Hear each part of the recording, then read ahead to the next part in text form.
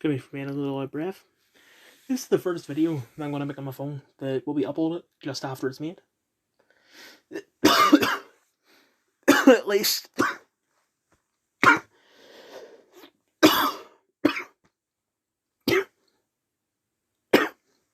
In a while. Middle review. Lego Incredibles. The guy that does the impression of Bob Odenkirk, it's not actually Bob Odenkirk, but the guy that they got to do the impression sounds exactly like Bob Odenkirk. Like, he deserves a raise. It's so good.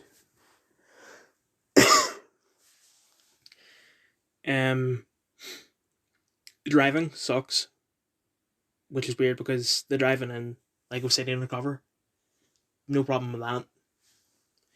I mean, I think Dash's speed might be faster, so it doesn't really matter.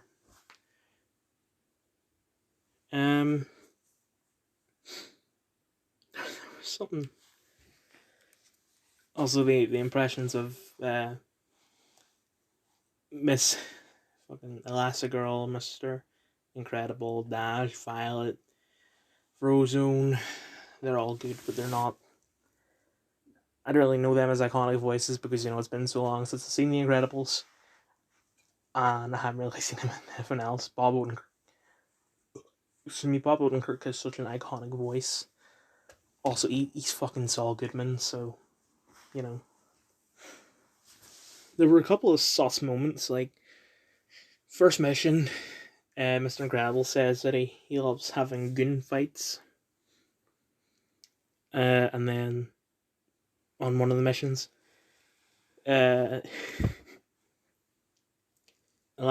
goes to sort of slingshot herself and bring someone with her, and the guy was scared, so he cried for his mummy. He was like, "Mommy!"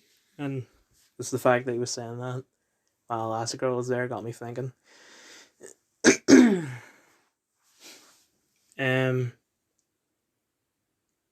I think there was something else to say, but I don't remember.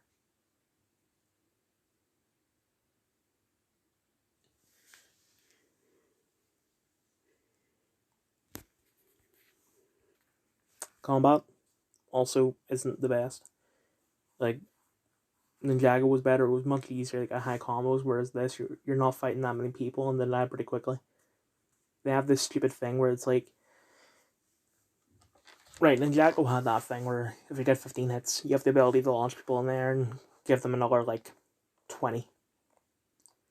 But with this, they don't have that. They just have a thing where you have this meter that builds the more you hit people, and then once it builds up, you hold square, and then you keep on tapping square, and it will 5x as soon as, like, for every person that's affected by it, it will be like five hits.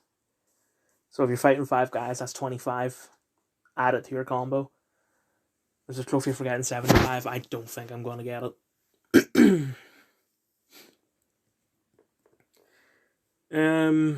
Fuck, I'll go on. Saw, mixed rating, directed by James Wan. I watched it on Netflix. Tobin Bell, Cary Elwes, Lee Whannell, Shawnee Smith, Michael Emerson. Donnie Wahlberg does not appear in this. Dina Meredith, is she in Birds of Prey?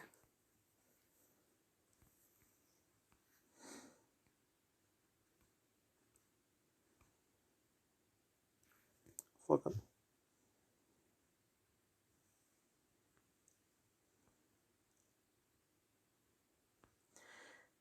Darren Lynn Bousman and Greg Hoffman.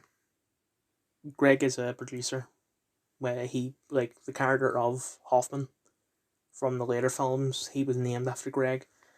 And Darren Lynn is the director of 2 and 3, and also Spiral. Benito Martinez, I think I've probably seen him in a couple things. But sure, a lot of these people are producers and not actually actors. I've been quite interested in films for, I like October, I want to say. But I never had the balls to watch them because it was like, it always seemed too violent, but it just my want to watch it grew so much that I eventually just did. And I gotta say, it is an amazing film. Like the storytelling is very unique, very good. I can't imagine anyone looking at this script and going, "No, it's terrible." The scene where Adam gets kidnapped is really well. Like what I said about the unmasking scene from Predator 2 applies to this. And I love the way that they did all of the darkness and using the camera flash, and it's great. That being said, I'm not a big fan of the directing in this, and by extension the other Saw films, because even though this is the only one that James Wan did, it was James Wan's style that influenced the rest of them. Because, like, I think the worst of it is during the reverse bear trap scene, because really fast paced editing, like the footage gets sped up, and the camera just spins around Amanda over and over, and then she pulls the pin out, and then it spins over and over. And I get that, it's supposed to be a panic thing, but I feel like it could have been done better. It felt like a Bollywood film.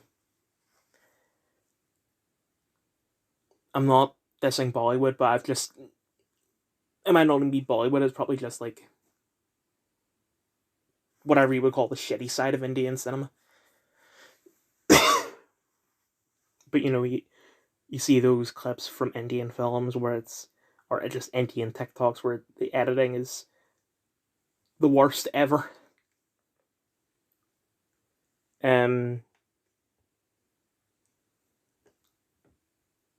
The performances in this are great, but Cary Elwes is a bit weird.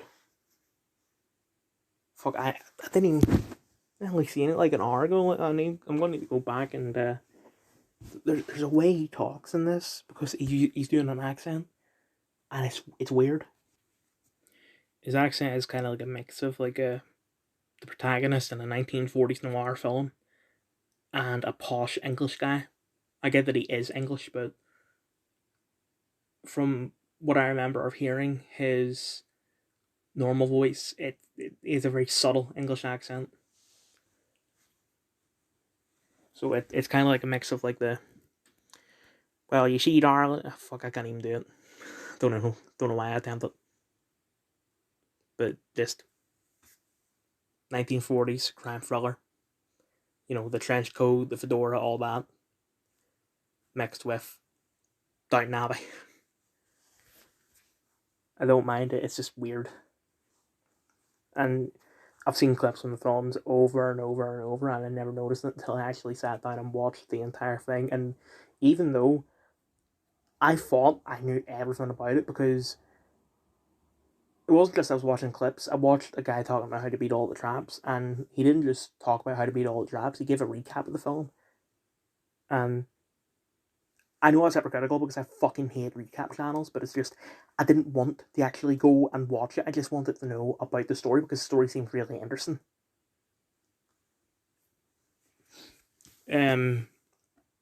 So I thought on everything, but no, he left some things out. Like, I think Saw 5 has like a dream sequence where Hoffman imagines himself killing John's ex-girlfriend. I forget her name. I know that he does that eventually in 7, but I'm talking about a dream sequence in 5. I think it's 5. So I will watch the rest, maybe with Ginger. I know that the second one's on Netflix sleeping soon, and then there's also Jigsaw on Netflix. I hate it when Netflix will put on like 1, 2, 8, and then you just have to fuck off somewhere else to find 3 to 7.